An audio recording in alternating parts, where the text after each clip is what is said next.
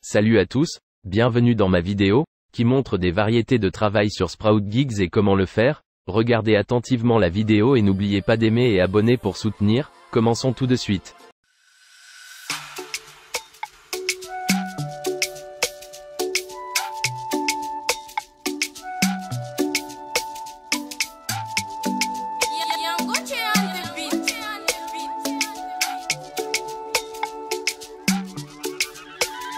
Hamziotie, Rajab kun fanyova, Kotsi siva la noti minara manjare. Atama makwela mbaza, Komi siva la minangara manjare. Fotek na tamtong kila tonglos, Ya, Rajab fakaranjan, Fotek na zambola zamadini kimbola tina entat, bola tina anjan, Pamjo kunman, Fitya vanga.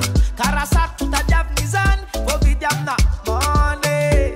Ya zalaye ya, lovin bad ki money oh, money oh, money oh. Ya bera rekati bobi di dang, romanan gimme lefa. Kala bola mize tanga whiskey, ma vita mangefa, anta katiane. Hamziotie.